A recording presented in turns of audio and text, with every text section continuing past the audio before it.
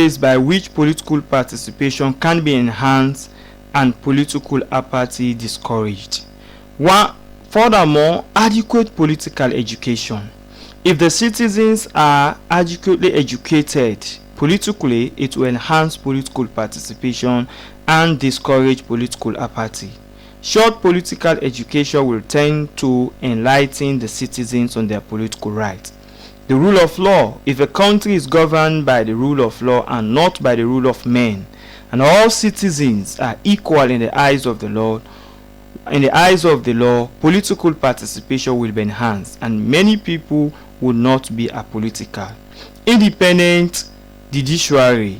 An independent judiciary will be fearless to protect the political rights of the citizens and also check the excesses of government officials with dictatorial propensities.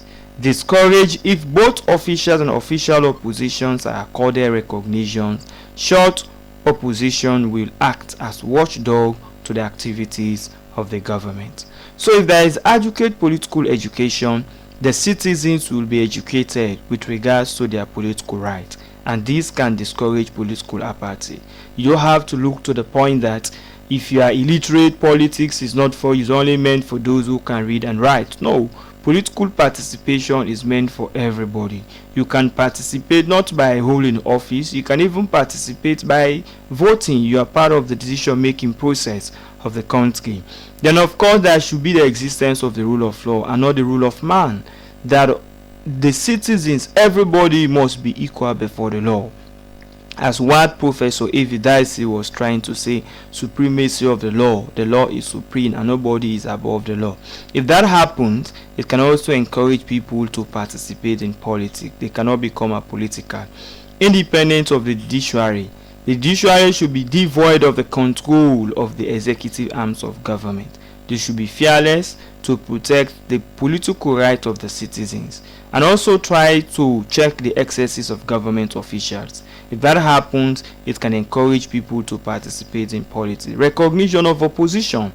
Political participation will also enhance political apathy, can also discourage political apathy if both the official and official aspect of the oppositions are accorded recognition. So you have many countries where the ruling government, in fact, they have political prisoners. Anybody that is very critical about the government will end up being sent to jail, will end up being in prison. If government continues to do like that, you're also encouraging political apathy, because those who may also want to actively take part in politics, you've already instilled fear in them, and they will be making references to those type of people. You see, yeah, this man is now ending up today, he's now in jail because he was critical about the government. So if the state should encourage political participation and discourage political apathy, the recognition of opposition is also very key. That is very critical to government. So government should not see those who are very critical to their cause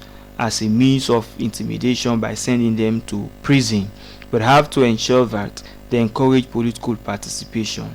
You encourage both the official and the unofficial aspect of it. But when government started running after opposition members, sending people behind bars, sending them to prisons, you are also stifling the concept of political participation, and you are encouraging political apathy. Of course, the citizens must be educated, and government should design programs. Some countries are now working on civic education, which is not only a syllabus that should be taught in schools and colleges, but they are also engage in public forum like radio stations, television program discussions, where the citizens are also educated with regards to their civic rights. Because when the citizens are educated on these rights, it can also enhance political participation, and it can discourage political apathy.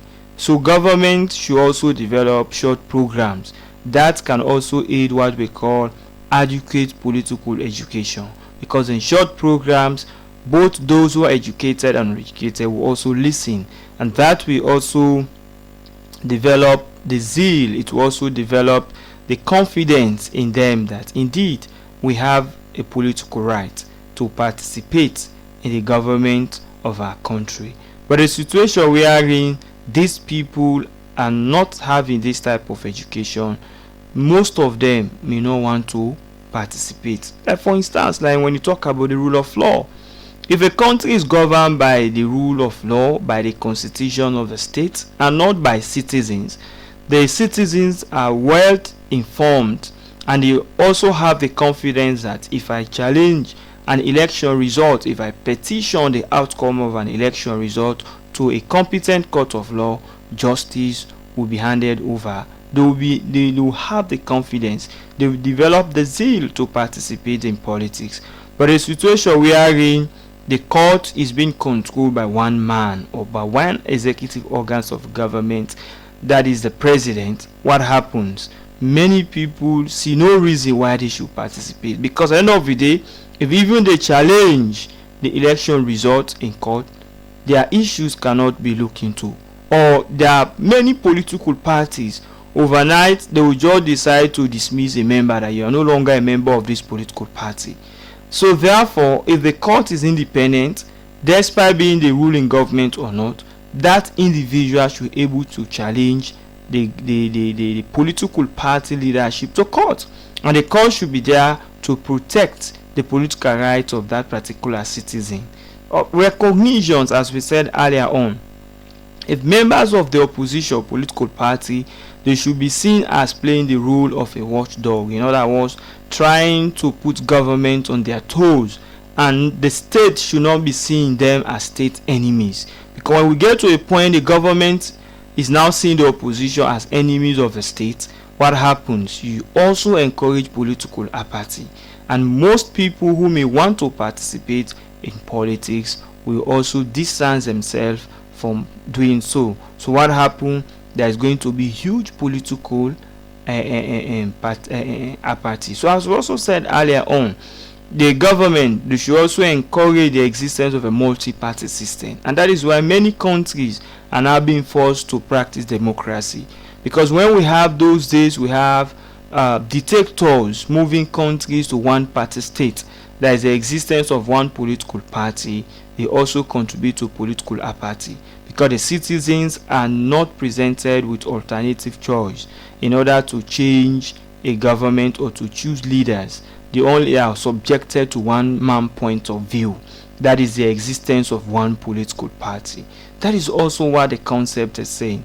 So a situation wherein we have the existence of many political parties, what happens? The citizens are left with many choice in order to choose. They can also able to hold the government accountable and change the government if it fails to perform or it fails to deliver on its promises. But a situation wherein there is the existence of one party system, it can also discourage the concept of political participation. Of course, it can also encourage political apathy.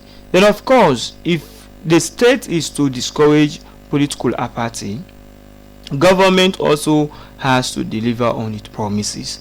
Because many countries, many governments in Africa, they failed to deliver on their promises, and citizens are left with no choice but to look at all governments are the same.